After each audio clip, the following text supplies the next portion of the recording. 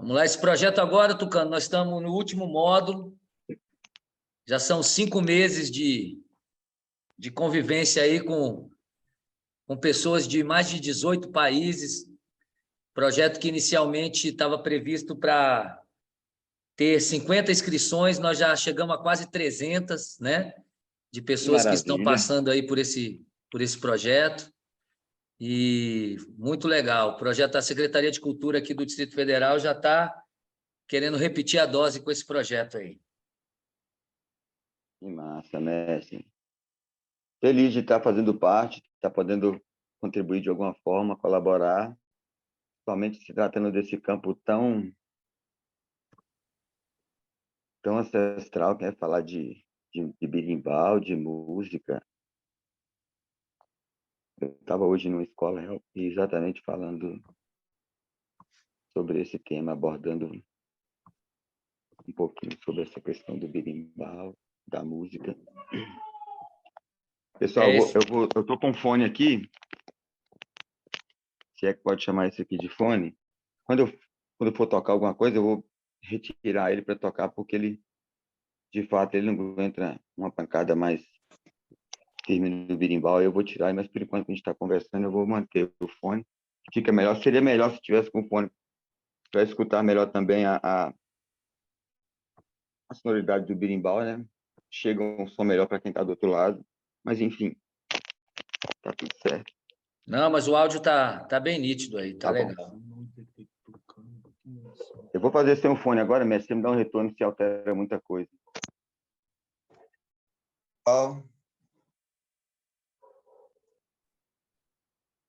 Aí fica Ficou mais ruim o baixo, áudio? Tucano. Com fone tá bem melhor. Ah, entendi. Quando eu Mas for dá para tocar, escutar o berimbau... legal. Se o pessoal tiver com fone em casa, depende do recurso que você está utilizando. Se o pessoal tiver com Entendi. notebook e fone, ou celular e fone, dá para escutar legal. Legal. É só mesmo quando eu for tocar alguma coisa assim, que aí ele me estoura. Porque se tocar aqui... E o áudio não sai, mas enfim. Beleza. Só quando Mestre precisar Guaxinim mesmo. também vai Como a gente for chegar bater esse aí. papo, Já mandei o vai link para chegar. ele. Maravilha. Eu mandei para algumas pessoas aqui. Na verdade, várias pessoas me pediram e, de fato, devo ter esquecido de várias pessoas, porque é muita gente que falou e eu não gravei o nome de todo mundo. As que eu fui lembrando assim, de pronto, eu já enviei, enfim. Mas quem tinha que estar aqui, a Capoeira chamou, então está aqui. Quem há de chegar, porque ela chamou também. Então, de antemão, se sinta privilegiado, que a Capoeira colocou a gente aqui hoje para falar sobre ela. Eu, particularmente, me sinto um privilegiado de estar aqui para falar de capoeira, de berimbau, de música. Se você se vê nesse lugar também, maravilha.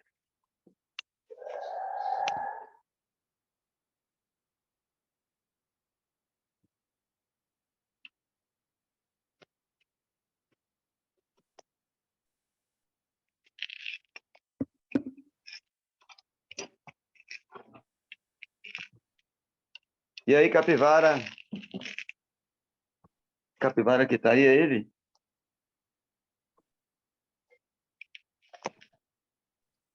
Estou aqui com Tucano, tudo bem? Massa, tudo ótimo, bom te ver.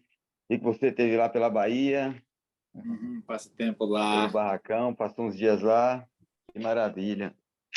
legal. Estou aqui, né? Nos Estados Unidos de novo. Capivara já está de volta nos Estados Unidos? Já está em casa, né, Capivara? Estou aqui, mas ainda tô com a cor da praia, né?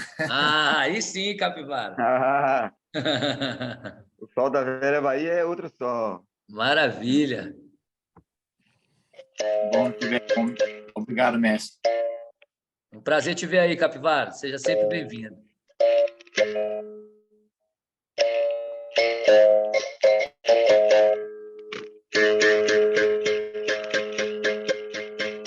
Boa noite, Laura. Laura também chegou. Laura está firme e forte aí, representando o México no projeto, participando Que massa. ativamente. Muito legal. Viva a capoeira pelo mundo todo.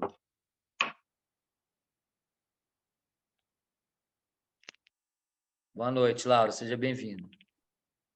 É que já tem essa quantidade de países, mestre, assim, catalogado, que já tem capoeira.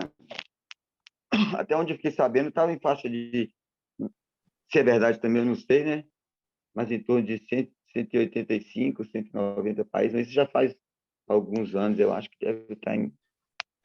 O último censo que eu tive acesso, já falam em 200 países e 9 milhões de praticantes. Ave Maria. É a nossa força, né? Força É a da força capoeira da é incrível. capoeira. Incrível, literalmente incrível. Tucano, eu vou te botar em destaque aí para todos, tá? Ok. E aí eu queria agradecer, né, a sua disponibilidade por aceitar participar desse projeto. Esse projeto é um projeto da Secretaria de Cultura e Economia Criativa, aqui do Distrito Federal, né? Ele foi contemplado no nosso edital de 2021 para execução em 2022. Então, agradecer também, mais uma vez boa noite a todos que estão presentes. E agora eu vou botar aí o Tucano em destaque e qualquer coisa que precisar, eu estou por aqui. A minha câmera, ela não está abrindo, mas quando a mestra Sueli está chegando, eu vou colocar também através do celular dela para poder ver todo mundo também, tá bom? Joia, Ela acabou de mestre. chegar. Vou Tão botar certo você em assim, como destaque diz. aí. Troquei de notebook e acabou que esse notebook, ele apesar de mais novo, ele de vez em quando dá uma incompatibilidade com a coisa do Zoom. E Uhum. aí a nossa câmera aqui, mas eu vou colocar você em destaque e vou entrar aqui pelo celular da mestra também. Maravilha, mestre. Tá em casa, Tucanão. Agora é contigo, fica à vontade e vamos para cima. Vamos nessa, mestre. Obrigado, mestre, pelo convite, pela oportunidade. Obrigado, mestre Sueli também. Contra mestre Manduca, toda a família do CDF. Dizer que é um prazer estar aqui partilhando um pouquinho do meu pouco continuado com vocês, com todos que já estão aqui na sala, com todas, e com quem há de chegar ainda também. Geralmente, se como essa questão de aula online, pessoas transitam pela aula, cada um com o seu compromisso, né? Com a sua possibilidade de chegada de horário, enfim. Dizer que é uma satisfação, né, imensa poder falar um pouco daquilo que, para mim, é uma coisa extremamente importante. Falar de música, de berimbau, foi uma das coisas que mais me chamou a atenção, principalmente o berimbau, né, esse arco primitivo, esse arco ancestral. Esse ano agora, de 2022, eu completei exatamente 28 anos de capoeira. Eu perpetuei, cheguei até aqui, sem a menor sombra de dúvidas, por conta do berimbau. A minha primeira aula de capoeira foi uma aula de capoeira prática, daquele tipo de treino militar, vamos dizer assim, da década de 90. E confesso que a primeira aula não me prendeu, não me agradou. Pelo contrário, eu nunca tinha feito uma atividade física. A primeira aula foi uma coisa bem desgastante para mim. Na oportunidade da segunda aula, na verdade, eu não queria nem fazer, porque de fato a primeira aula eu não gostei, mas o mestre que eu iniciei capoeira, ele descobriu onde eu morava, foi na minha casa, insistiu que eu fosse treinar. E ele disse que só ia para a academia da aula se eu estivesse do lado com ele, que a capoeira tinha mandado ele me buscar e ele não ia desobedecer a capoeira, ele só ia se eu fosse. O treino era das 19 horas, ele chegou na minha casa por volta de 4h30, desculpa, por volta de 16h30, 17 horas. De fato, ele só saiu de lá quando eu falei, ele não vai sair dali, eu vou lá com ele. Ainda bem que eu fui, porque nesse dia ele levou o berimbau, e quando ele tocou o berimbau, não tem como dimensionar aqui o que o som desse instrumento causou, assim. Estou para dizer que eu nunca tive sentido uma reação anteriormente. Esse dia estava comentando com um amigo que o nascimento dos meus filhos, que eu presenciei todo o nascimento dos dois, foi uma coisa que chegou próxima, assim, uma reação bem próxima, bem parecida, assim, de tão forte que foi essa experiência com o berimbau. Logo de início eu tomei gosto pelo instrumento, como todo mundo, levei algum tempo para adquirir um. Não comecei já de pronto com berimbau de alta qualidade, mas era né, é aquele instrumento que eu podia ter naquela época. Contudo, quando eu chego na capoeira na década de 90, o berimbau ele estava na capoeira, mas como é que eu vou dizer aqui? Não era o carro-chefe. As pessoas falavam do berimbau como um instrumento, né, principal da capoeira. A capoeira era regida por ele, os demais instrumentos acompanhavam, mas quando a gente parava para observar uma roda de capoeira, o que ficava em evidência era o corpo físico, né? O corpo atlético, o berimbau, a música da capoeira nessa época, posso dizer assim que ficou de certa forma em segundo plano. Existia uma musicalidade, existia um berimbau, existiam os instrumentos, mas não existia aquela coisa, aquela ligação forte do berimbau com o jogo com a música com enfim, isso me causou uma inquietude. Desde o começo, quando eu comecei capoeira, meu mestre tinha muito registro dos antigos. Inclusive, eu iniciei capoeira já escutando essas coisas. Acho que essa foi a minha maior sorte. Inclusive, eu escutei muitas coisas, vamos dizer assim, antes do tempo. Talvez naquela época eu ainda não entendia muito bem a força daquilo tudo, mas fui tomando gosto. E quando eu resolvi procurar a capoeira Angola, porque eu falava com o meu mestre que som era aquele, que melodia era aquela, que berimbau era aquele, eu falava, isso é capoeira Angola. E eu saí para procurar a capoeira Angola. Só quando eu saí para procurar a capoeira Angola, a gente já estava nos meados dos anos 90 e a musicalidade da capoeira, principalmente né, o instrumental, o berimbau já tinha sofrido alteração. Então, o berimbau já não estava mais de acordo com aquele berimbau que eu escutava na minha casa, nos registros da fitinha cassete, nos vinil. Então, aquilo me causou um profundo desconforto.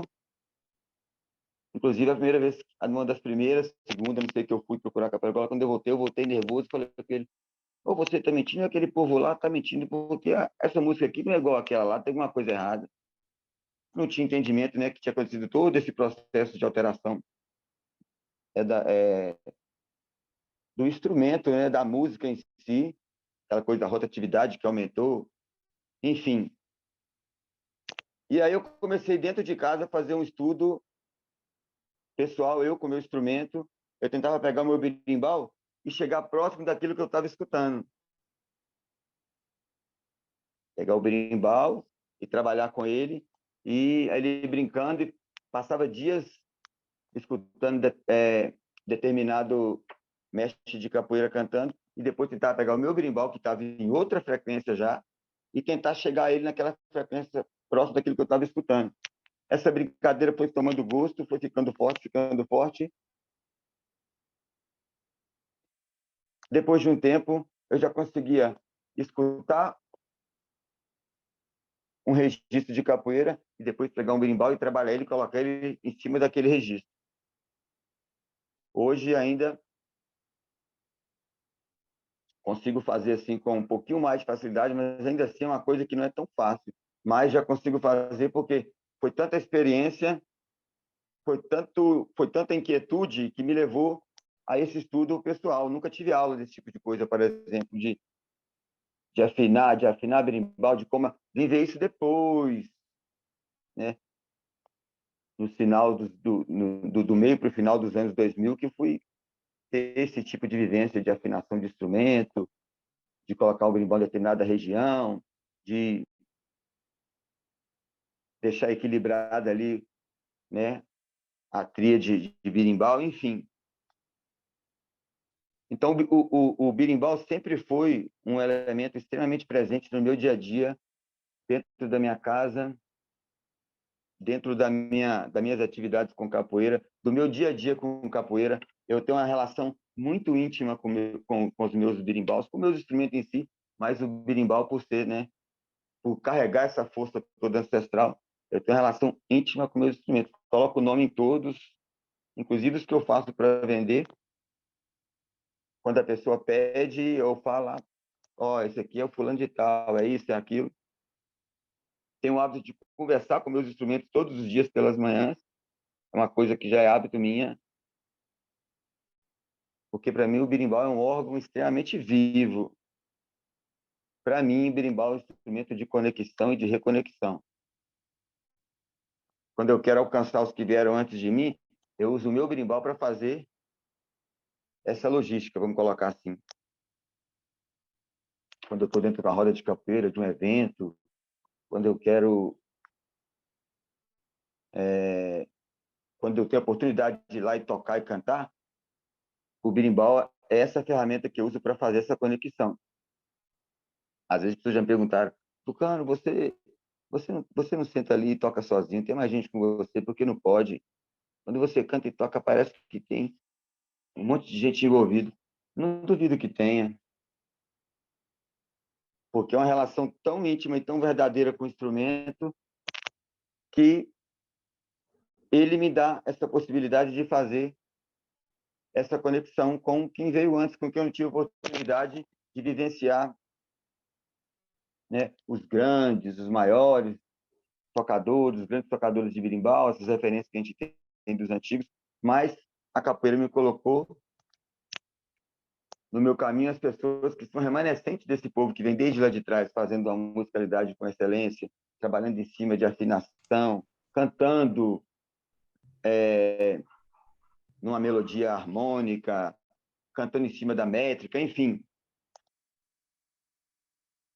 Então, eu sou muito, muito grato. Eu sempre, quando eu vou falar dessa coisa desse processo de voltar atrás, que é um processo que a gente, na nossa escola, a gente tem esse hábito de fazer esse processo de voltar. A gente tem voltado sempre para entender como continuar. É preciso fazer o caminho da volta para a gente continuar seguindo e mantendo a capoeira nesse lugar de excelência, no que diz respeito principalmente ao instrumental e ao musical da capoeira. Uma coisa que é fato é que no meio do caminho a gente se perdeu em algum momento. A música da capoeira foi alterada, o berimbau foi alterado, então a gente está fazendo esse papel da volta para entender como prosseguir sem perder essa ligação com quem chegou primeiro. E aí eu entro com o remanescente, que são os personagens importantes, que eles que vão dar continuidade para que depois outros venham também e a capoeira seja essa coisa infinita. Alguém quer falar alguma coisa? Quer perguntar alguma coisa? Fique à vontade, o microfone aberto. O mestre pediu que eu pontuasse algumas coisas, tá? Com relação ao berimbau, com relação à madeira, com relação às cabaças, como o berimbau chega na capoeira. São coisas que, de tempos que a gente não viveu, a gente vai encontrar histórias, registros, e difícil afirmar alguma coisa. Eu trago aqui hoje ponto de vista, é o meu ponto de vista. Aqui a gente está na sala de bate-papo, onde tem várias pessoas de lugares diferentes, de culturas diferentes, de países diferentes, então todo mundo tem o seu ponto de vista. E uma das coisas mais interessantes que eu aprendi com o meu mestre Guaxinim é que capoeira é um ponto de vista. Na mesma sala de bate-papo, a gente vai falar sobre algumas coisas e cada um de nós vai ter o seu ponto de vista. Às vezes, esse ponto de vista ele pode se encontrar e às vezes a gente pode divergir o caminho, que também é importante e interessante. Porque às Tucano, vezes você passou... Diga, mestre. licença. O Toda. Tucum tem uma pergunta aí. Abre o microfone, Tucum. Fique à vontade, Tucum. Se eu não souber Boa responder, noite, mude um dia volta. boa noite, mestre. Você falou de que você começou com um berimbau que não era um berimbau de qualidade. Hoje em dia, como é que você faz a diferença de qual que é um berimbau de qualidade e qual que é de maior qualidade que o outro? Muito boa sua pergunta. Obrigado, Ticum. É Ticum que pronuncia, né? Ou é Tucum mesmo? Tucum mesmo. Tucum. Massa, Tucum. Então, eu sou luthier de berimbau. Fabrico berimbau também. Vou falar aqui particularmente de onde eu moro, aqui, né? Em Belo Horizonte, na capital mineira, em Ribeirão das Neves, enfim. Existem várias pessoas que fabricam berimbau. A gente vai encontrar berimbau de vários preços, do mais barato ao mais caro. Não quer dizer que o mais caro é o melhor instrumento do que o barato. Isso vai muito de quem produz o instrumento. Eu não faço um berimbau quando me pede com menos de 2 meses de antecedência. Quando me pede um berimbau pensado. Eu queria um berimbau na afinação assim, próximo do registro do mestre fulano de tal. Aí eu tenho que pensar naquele registro, estudar aquele registro, e quando eu for para a luthieria fabricar, eu saber que verga que vai chegar mais ou menos próximo daquele timbre que ele está querendo, o formato da cabaça. Tudo isso influencia entre um berimbau ruim e um berimbau bom. Quando a pessoa só corta a cabaça, limpa mais ou menos, coloca o arame, lixa a verga ali, tem mais ou menos, dá um verniz só, não deixa de ser um berimbau. Por mais que ele tenha ali o cachixi, tem uma baqueta, tem uma pedra, um dobrão, mas quando você pega um berimbau, que ele tem todo um acabamento, que a cabaça é uma cabaça bem trabalhada, que a madeira é uma madeira do mesmo formato bem trabalhada, que você percebe que o arame tem uma distância perfeita, milimétrica, depois que ele passa lá de cima do couro, e entre a cabaça e o barbante tem aquela distância correta. Enfim, tudo isso altera para afirmar se um berimbau é bom ou um berimbau é ruim. É muito simples fazer um berimbau. Agora, um berimbau pensado, quando eu falo um berimbau bom, quando eu particularmente falando de mim aqui, quando eu fabrico um berimbau, e eu estou ali pensando desde algum tempo para aquele berimbau chegar naquele formato que a pessoa que me pediu queria. E aí, esse resultado final, e aí depende de uma gama de várias coisas. Berimbau é ciência. Tem coisa que dá para explicar, tem coisa que tem que vivenciar para entender. Então, assim, hoje eu diferencio, quando eu olho o berimbau, eu falo, aquele berimbau ali, eu vejo que não tem um bom acabamento, que a cabaça não está lixadinha. Vou dar um exemplo aqui para você ver o tipo tucum. Não sei se vai dar para ver com muita clareza Dá sim. o formato da cabaça. Olha aqui, a boca do berimbau, toda por igual, de fora a fora, não tem sobra. Eu tenho o hábito de colocar esse corinho ali lá no fundo, ó. Isso é uma característica de um mestre aqui de Minas Gerais, o mestre Luiz Mineiro, que é um dos pioneiros da capoeira aqui, a partir do mestre Tônio Cavalieri. E vi ele fazendo e achei sensacional o cuidado com a cabaça. E pronto, se é coisa dos mais velhos, dos antigos, pronto, adotei para os meus instrumentos. Normalmente eu coloco. Quando as pessoas pedem, quando eu falo, não, pode fazer normal mesmo, não coloco, mas esse cuidado de pensar na madeira, olha essa madeira.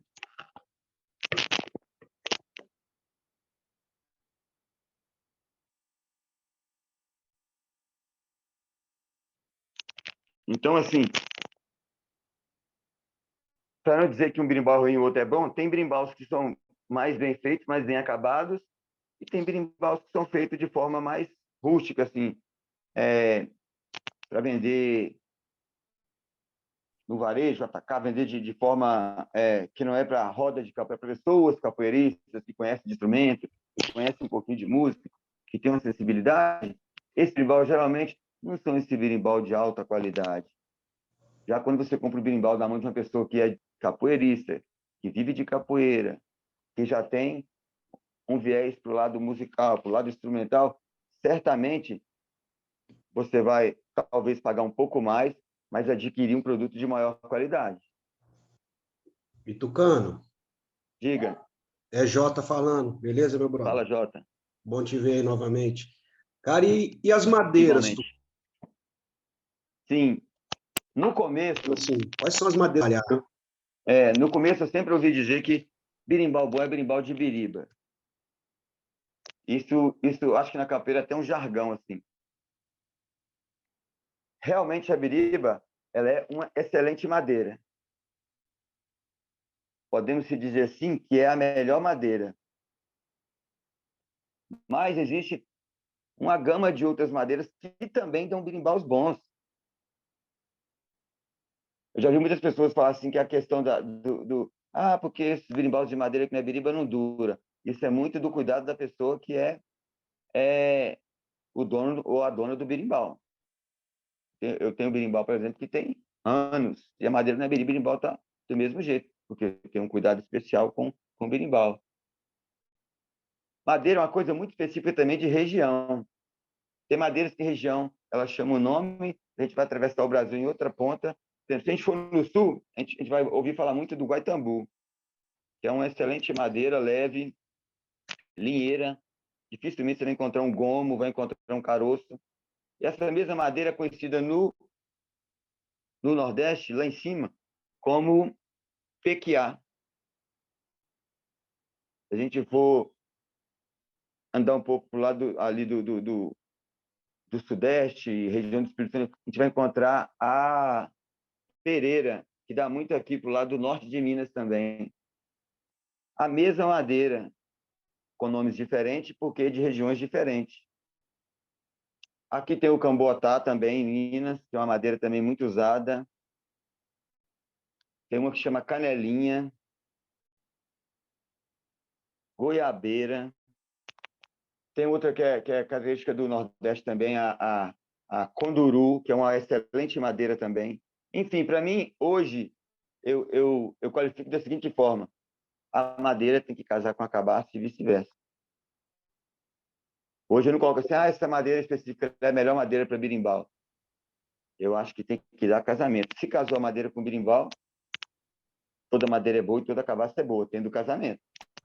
Entendi. Porque, Valeu. você tem uma madeira muito boa e a cabaça Uhum. não casa com aquela madeira boa. Então, sempre tem um bom birimbau. Respondi Bacana. você? Respondeu, pô, e bem respondido, Ah. obrigado. Tucum, respondi você também? Respondeu sim. Obrigado, viu? Massa. Eu que agradeço. Alguém mais tem alguma pergunta? Fique à vontade, gente. Para não ficar aqui aquele monólogo, sou eu falando. A interação de vocês é fundamental para a gente fazer uma aula interessante. A dúvida é essencial para o capoeirista. Oi, Tucano. Capivara? Você falou que muitas pessoas não cuidam bem dos birimbás de Ibiriba. Em sua experiência, quais são os erros que pessoas que não cuidam bem dos birimbás fazem para causar os birimbás de quebrar ou de não durar muito tempo? Deixa eu ver se eu entendi sua pergunta, Capivara. Você quer dizer sobre o que eu falei sobre quando a pessoa não cuida do birimbau, ele dura pouco, é isso?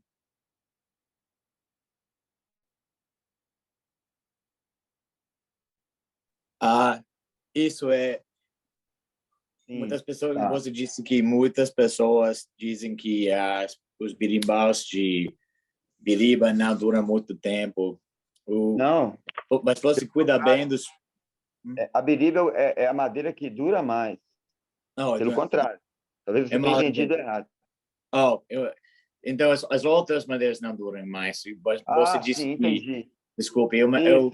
falei mal.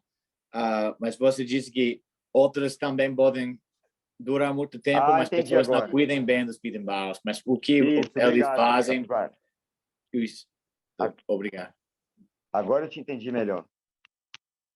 Então, toda madeira, como tudo na vida, tem vida útil. Isso o tempo de durabilidade vai depender de como você manuseia aquele produto. A gente está aqui agora falando especificamente do berimbau. Poderia ser qualquer outro tipo de coisa. Quando eu digo cuidado, é o quê? Como você arqueia ele, quando você arqueia, quanto tempo você deixa arqueado, depois que você toca, se você desarqueia ele. Tem gente que tem hábito de desarquear, tem gente que não tem hábito de desarquear. Isso é uma coisa muito peculiar de cada um também. Cada um tem uma forma de lidar com o seu instrumento. Todo berimbau pode durar se tiver bom cuidado. Agora, quando você não tem esse hábito de ter esse asseio com o instrumento, de cuidar, de estar sempre dando uma manutenção, olhando, o coirinho precisa de dar um ajuste aqui, esse arame está muito grande, tem que cortar um pedaço, essa madeira tem que deixar ela deitada em vez de em pé, porque em pé ela vai envergar mais rápido, aí rapidamente, quando ela enverga muito, o berimbau perde a sonoridade, aí você tem que tirar um pouco da madeira para ele voltar de novo daquela sonoridade, então você vai perder aquele instrumento, vai chegar um tempo que ele vai ficar tão arqueado que você não vai conseguir chegar naquela região que de repente você quer que ele chegue. Se você reparar os meus instrumentos aqui, eu vou usar como referência agora. Olha aqui, entre o arco e o arame, exatamente 4 dedos. Estou no meio do instrumento aqui, tá? Isso é um cuidado. Ó, daqui do barbante para a parte do pé do berimbau, aquela medida que geralmente o capoeirista ou a capoeirista usa de 1 palmo, aquele 1 palmo ele é o limite. Quando está num palmo, que o berimbau já está uma madeira um pouco cansada. Então, repara que aqui ainda tem muito tempo até esse berimbau ficar cansado. Porque olha o tanto que ainda tem ainda aqui para cima. Aqui embaixo, olha só, eu tenho um dedo. Exatamente um dedo. Em cima, também um dedo entre o aço e a madeira. Onde eu coloco o dobrão a pedra, tem exatamente 2 dedos. Isso é um cuidado com a madeira. Aqui em cima, ó, depois que passa do couro, ó, meu arame tem uma volta. Mais que isso, vai atrapalhar um pouco você chegar naquela afinação que você quer com o seu instrumento. Então, esses detalhes com a madeira, de cuidar, de deixar ele de forma correta pendurado, não deixar ele encostado de qualquer forma, tudo isso faz diferença. Quando a pessoa, às vezes, não tem essa sensibilidade toda para o instrumento, certamente ele vai deteriorizar mais rápido, por conta de não ter esse capricho todo. Por isso, essa questão de ter esse asseio pelo instrumento, você ganha, além de um laço de afetividade entre você e seu instrumento, você vai ganhar um berimbau com uma durabilidade maior. Eu tenho amigos que têm berimbau que tem 8 anos, está do mesmo jeito como se fosse quando confeccionou. A sonoridade é a mesma, parecendo vinho, né? Diz que o vinho, quanto mais velho, melhor o vinho. Mais ou menos nessa linha de pensamento, assim. Entendeu, Capivara? Te respondi ou não? Obrigado. Sim, entendo. Alguém mais quer falar, perguntar alguma coisa? O Ouviu mestre alguma coisa? Tucano, desculpe, boa tarde. O diâmetro da cabaça que diâmetro tem que ter para ter um som, uma afinação baixa ou afinação mais grave? Como é o negócio esse? Olha, cada berimbau é único. Uma regrinha super funcional que quanto mais fina a cabaça, melhor você vai extrair o som dela. Quanto menos você abre a cabaça, também você consegue, no final da produção, extrair o melhor som do berimbau. Geralmente, eu abro uma cabaça logo sempre depois da ponta. A ponta está aqui, né? Eu abro ela logo aqui, ó. A ponta começa aqui. Eu vou abrir ela aqui e vou devagar abrindo até chegar num diâmetro que eu não sei nem te especificar assim, quanto seria, mas o mínimo possível para ir chegando aos poucos, porque se você abre demais e ele passa da vez, já era. Você vai conseguir, no máximo, um belo arranjinho de você colocar uma plantinha, mas para berimbau já não serve mais. Berimbau de qualidade, pensado, com afinação, enfim. Então, quanto menos você abre e quanto mais fina a cabaça, melhor. A questão do berimbau de afinação mais baixa, essa afinação lá em cima, isso varia muito.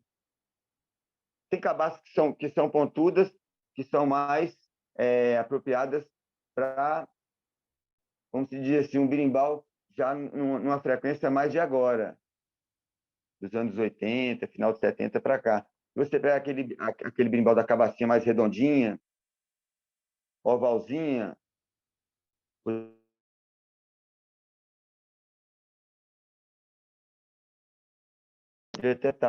já vão permitir uma afinação diferente. Mas essa questão de alcançar regiões diferentes, isso é uma série de fatores. Aí vem a madeira, aí vem o aço, aí vem a cabaça. Na madeira, quando eu falo da madeira, eu estou falando da espessura da madeira, do tamanho dela. Tudo isso vai, como é que fala? Tudo isso vai interferir no resultado final do instrumento. Então, particularmente a cabaça, o mais interessante é que quando você abre ela o mínimo possível, para ir aos poucos e abrindo e colocando da forma que você quer chegar com aquele instrumento. E quanto mais trabalho você tiver para deixar ela mais fina, melhor você vai conseguir extrair o som dessa caixa de ressonância. Porque quanto mais grossa a cabaça, pior é o som. Para quem faz o berimbau, então, manualmente como eu, que não tem aquela ferramenta toda, hoje já tem uma galera que tem um aparato grande de fazer berimbau. Os caras fazem em grande escala.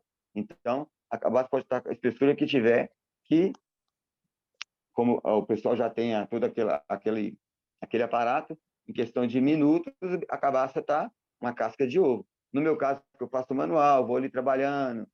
Gosto de fazer assim, é por opção, porque quando eu estou nesse processo de ficar ali com a colher, raspando a cabaça, estou aqui escutando um sonzinho legal aqui.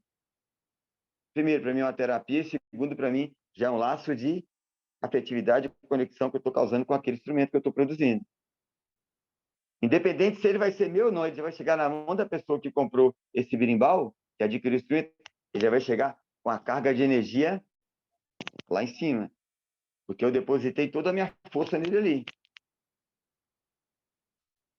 Só quando eu entro, Entendi. caramba, que berimbau maravilhoso, que cabaça fina. Você comprou esse berimbau de quem? Por favor, me indica. Ao contrário, se tivesse uma coisa mais ou menos, um berimbau que não fosse aquilo tudo. Quando o cara chega, nossa, mas esse berimbau não tá bom, olha a grossura da cabaça.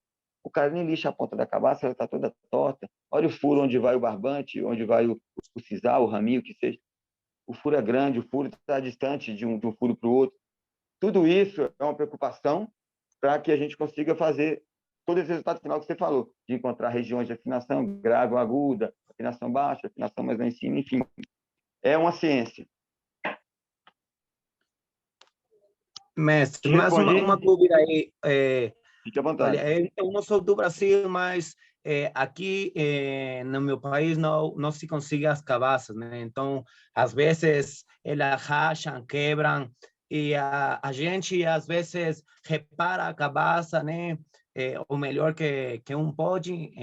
Você que acha? Porque se recupera o som original ou não? Boa pergunta também. Isso vai muito de quem depois vai reconstruir essa cabaça. Eu tenho um amigo que ele é expert nesse assunto. Ele já me mostrou cabaça assim, ó, na palma da mão, e falava, aí já foi, né? Bora botar no saquinho, jogar no lixo, que esse berimbau já não vai mais. E um dia depois ele trazer a cabaça toda pronta, para mentira, né? Aquela cabaça. E aí ele mostrando, nossa, realmente tem que ter muita destreza para fazer isso. Eu tenho uma coisa, todo berimbau, todo não, a maioria dos berimbau que eu faço, como eu gosto sempre de deixar a cabaça um pouco mais fina para extrair o melhor som, geralmente sempre dá uma trinquinha pequenininha. Um amigo até brincou, falou, Tucano, eu conheço o berimbau porque todos têm aquela trinquinha pequenininha. Você é tão zeloso, deixa tão fino que se a pessoa não tiver cuidado, ele dá aquele trincadinho. Quando é uma coisa pequena, né? Não altera. Eu tenho uma cabaça ali que, inclusive, a verga dela quebrou agora no início do ano. Ele chamava panela velha. Porque a cabaça quebrou tanto, e toda vez que ela quebrava, quando eu consertava, ela voltava melhor do que ela estava antes. Ela é uma cabaça coringa. Eu costumo brincar que ela foi para o bloco cirúrgico várias vezes já passou por várias pontes safena e voltou melhor do que entrou no bloco cirúrgico. Então, assim, tudo isso depende também da forma da pessoa. Mas não vejo errado isso, não. Se você construiu, continua aquele som do berimbau, não tem por que não manter o berimbau dentro do seu trio de berimbau. Vamos colocar como se fosse um trio, a gente está falando aqui de tria de berimbau. Não tem problema. Se continua extraindo um som legal do berimbau, ele continua te rendendo o som que você queria. Estética de berimbau é uma coisa que eu já me preocupei muito, hoje não tanto. Para meus berimbau tem que me fornecer um bom som, uma sonoridade legal. A estética também é importante. Se as duas coisas associar junto, maravilhoso. Mas se às vezes uma coisa não bater com a outra, mas tiver um bom berimbau de um bom som, para mim, tudo certo. Te respondi mais uma vez? Entendi, mestre, obrigado. Agradeço eu. Mais alguém quer falar? Quero escutar o som de um berimbau, quero escutar uma música. Fique à vontade, eu estou aqui para servir. Por favor, toca uma música para nós aí. Pronto. Eu vou tocar um berimbau aqui que quando foi um dos primeiros timbres que eu... Mentira, o segundo timbre de berimbau que eu consegui alcançar assim, quando eu comecei a fazer essas viagens musical, instrumental, melhor dizendo, aqui em casa, eu fiz um primeiro que bateu exatamente com aquele som do registro de Mestre Traíra. Depois, logo depois, na semana seguinte, eu consegui colocar um naquela frequência idêntica daquelas gravações do registro da Senzala, do Mestre Tony Vargas também. E logo depois eu consegui fazer um nesse timbre aqui, que é uma das minhas maiores paixões, que é a afinação de Mestre Boca Rica e Bigodinho, gosta muito.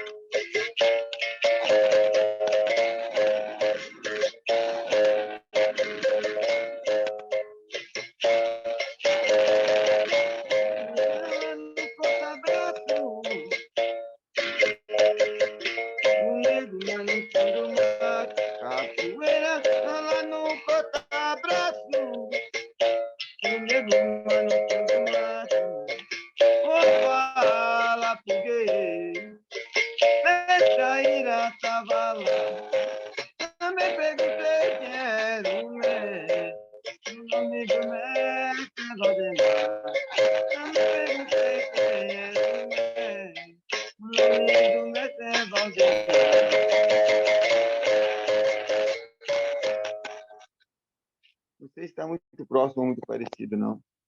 Mas é uma das minhas primeiras assim, inquietudes foi alcançar essa região de Mestre do Correio Bigodinho, que eu acho sensacional. É uma região que qualquer pessoa consegue cantar em cima. Até quem não canta, canta. Quando eu vou fazer um berimbau, por exemplo, para uma mulher, eu penso muito nessa região, porque certamente quando ela pegar, ela vai conseguir cantar. O que acontece atualmente? A galera pega o berimbau enforcado lá em cima e entrega para uma mulher, que às vezes normalmente tem um tom de voz mais sereno, mais brando, baixo, e aí quando a mulher vai cantar, a voz não sobressai. Ainda aparece um miserável que fala assim, rapaz, não sei o que está fazendo, ele não canta nada, ele não toca nada. Às vezes toca bem, canta bem, mas o berimbau não favorece. Quando eu falei lá atrás, acho que foi o Tucum que perguntou sobre a diferença de um berimbau bom para um berimbau ruim. É quando eu faço um berimbau, eu faço ele pensado. Então, todo esse aparato que eu estou dizendo aqui vai fazer diferença lá no resultado final. Eu estou fazendo ele pensando que a pessoa que vai tocar esse berimbau, ela tem que conseguir cantar em cima dele. Que ela tem que se ouvir cantando. Então, isso faz toda a diferença, no meu ponto de vista. E a capoeira é um ponto de vista. Às vezes você tem um ponto de vista diferente do meu, a colega tem um outro, enfim. Mas isso seria um berimbau mais ou menos pensado, tá? Alguém quer falar o que achou do som desse berimbau? Então, Adoro Tucano, franqueza.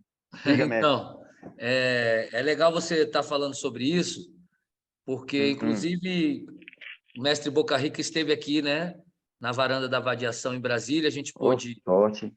curtir essa viola chorando, né, tocada pelas mãos do mestre, e eu achei legal quando você falou sobre a preocupação em relação não só à questão de como se preparar um birimbau para quando uma mulher vai tocar, mas foi uma das preocupações que eu até abordei durante essa semana aqui, é quando a gente trabalhando um pouco de musicalidade, quando uma mulher canta, dependendo do timbre da voz, é muito importante que o coro consiga seguir, né, de forma harmoniosa, até mesmo para que a voz possa se sobressair essa voz, né, e para que a afinação e a energia da roda consiga achar essa harmonia, entendeu? Então isso é muito Uhum. legal você ter falado sobre isso, porque é uma coisa que eu observo bastante.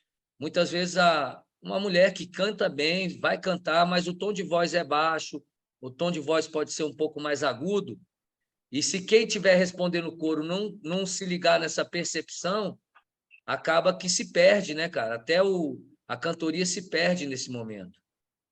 Exatamente, mestre. Essa inquietude, ela é minha, vou colocar assim, eu tenho ela também, eu trago para mim porque durante muito tempo eu não conseguia responder coro de mulher em roda de capoeira, porque tem uma voz muito alta, alcança regiões muito altas, e para mim era uma dificuldade imensa responder um coro baixo. E eu vim aqui para o meu estudo aqui, eu mesmo, e comecei. Eu cantava a mesma música de várias formas diferentes, até chegar no mais baixo do baixo. Inclusive, não sei se foi na época, no início da pandemia, eu gravei um registro cantando uma música do Mestre Gato Preto. Uma amiga do Rio me ligou falando: Tucano, como é que você faz aquilo? Você fez uma voz cantando, uma voz respondendo o coro na hora da louvação, depois quando você entrou no corrido, você colocou outra voz e outra voz. Eu estou aqui em casa aqui, enquanto meu amigo está lá escutando Gustavo Lima, eu estou aqui trabalhando essas coisas aqui. São, são coisas que me causam desconforto. Eu quero estar desconfortável, mas andando em cima dele todo o tempo para sair desse lugar, dessa região. E para mim sempre foi muito difícil. Hoje já tenho uma facilidade. Até mesmo quando eu estou tocando, se eu estiver cantando, quando eu for entregar uma música para uma pessoa que for mulher, eu colocar a música de uma forma que ela consiga pegar da minha voz, assim, que é outra coisa que já aconteceu muito comigo também. A pessoa depois me agradecer: Tucano, nossa, nunca consegui cantar na roda. Hoje você me entregou a música de um jeito que eu peguei e consegui cantar e levar a música por horas. Primeiro, às vezes as pessoas não têm essa possibilidade, que já é um lugar tão difícil de acessar. Eu não acho que deveria ser assim, mas também, ao mesmo tempo, tem um contraponto que eu acho que as pessoas têm que se preparar para sentar naquele lugar. Para mim, esse compromisso, essa responsabilidade é muito séria. Para mim, até hoje, assumir uma roda de capoeira é uma coisa muito desconfortável, muito difícil, mas não impossível. Então, quanto mais a gente se prepara para aquilo, a gente estuda, a gente busca, lá na frente, né, a certeza da colheita, se você está plantando coisa boa, é colher coisa boa. Então, eu já fiquei em casa durante muito tempo fazendo essa coisa de região. Maranhão, Maranhão, oh, oh, saudade do meu Maranhão, oh, oh. Maranhão, Maranhão, oh, oh, saudade do meu Maranhão, oh, oh. Maranhão, Maranhão, oh, oh, que saudade do meu Maranhão, oh, oh. Maranhão, Maranhão, oh, oh, que saudade do meu Maranhão, oh, oh. Deu para entender mais ou menos assim? A diferença de estar num timbre, numa região, e ir para outra, e lá em cima e voltar. Quando é uma mulher. Deixa eu contar compartilhar com vocês que estão aqui. Pronto, esse assunto, mestre, se você me permite. Antes de contar esse compartilhar com você essa história, eu preciso primeiro falar que para mim é uma satisfação estar aqui falando sobre capoeira nesse formato. Eu só comecei a fazer isso aqui a partir do meu mestre, ele foi o pioneiro a fazer isso na rede social.